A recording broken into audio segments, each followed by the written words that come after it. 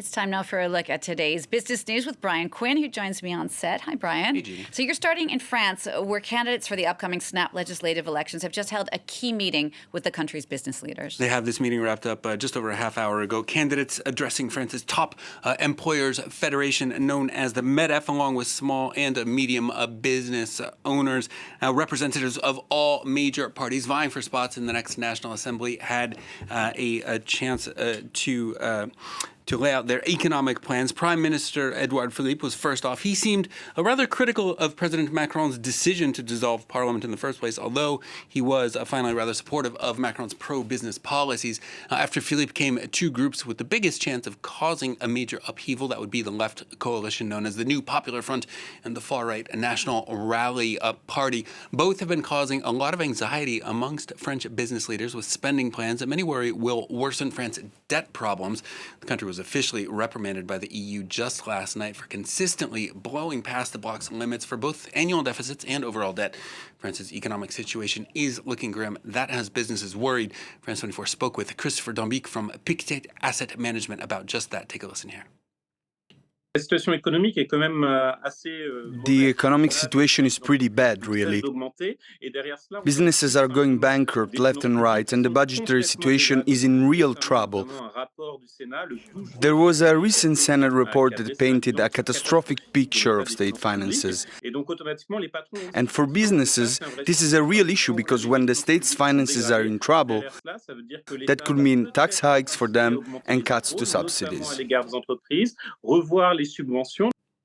Now, the president of that top employers union has actually called out the left coalition and the far right for their spending plans. Yes, indeed. The president of MEDEF, Patrick Martin, gave an interview to conservative French newspaper Le Figaro on Wednesday, in which he warned that the left-wing coalition New Popular Front's spending plans would mean 200 billion euros, he claimed, in extra spending per year. Now, many economists have disputed that figure, putting it closer to 100 billion, still a large figure. The plan includes raising the country's minimum wage by 200 euros, indexing all salaries to inflation, repealing President Macron's highly unpopular retirement and unemployment reforms, and essentially ignoring EU budgetary rules that we were talking about before. Some economists believe the NFP's plan is achievable, especially if they undid some of Macron's tax cuts for the wealthy, as well as fought tax evasion here in France by limiting loopholes and going after some offshore tax havens. Here's NFP Representative Boris Vallaud today. Unlike some others, we actually bring in revenues to be used for social justice. Emmanuel Macron has been reprimanded by the European Commission for 50 billion euros in tax giveaways that have cost the state dearly, hurt our economy, and hurt our businesses and our workers. All right, that's for the left. In the meantime, the far right, the National Rally, has also come under lots of criticism for its unrealistic or so-called unrealistic economic proposals. Indeed, now the National Rally has been significantly more vague about its proposals. Marine Le Pen and Jordan Bardella have also said that they want to repeal Macron's raising of the retirement age, but they have since backtracked on that pledge. Bardella has committed, including today, to cutting taxes on production, as well as slashing VAT, that's sales tax on fuel and electricity, measures that many say could kill any chance France has of meeting its climate goals. That vague and changing nature of the far-right's promises have led many to question their seriousness.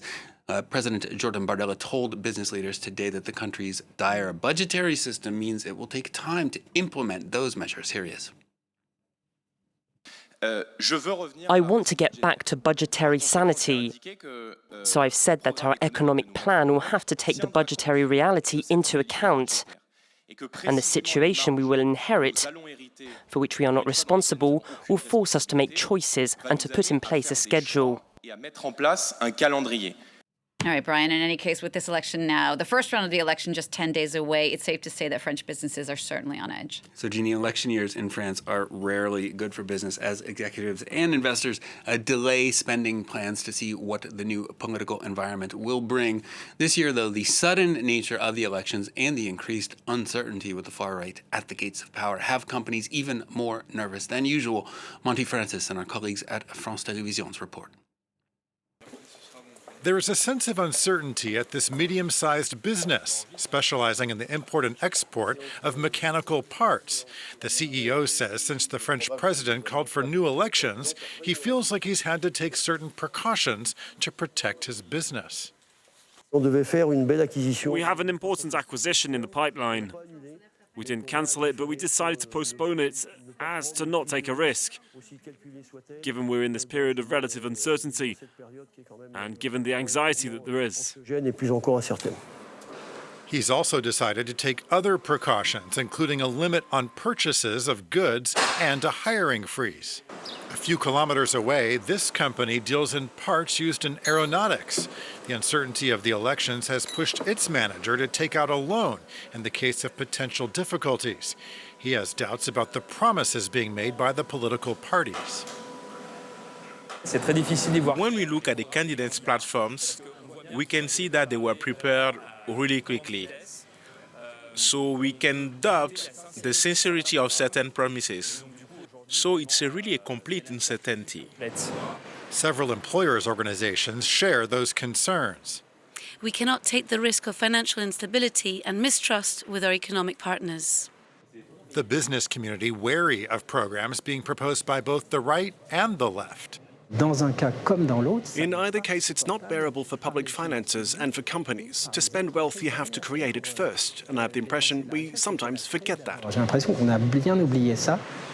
Businesses that demand stability to invest and develop are being forced to wait for the results of the elections to see what the future may bring.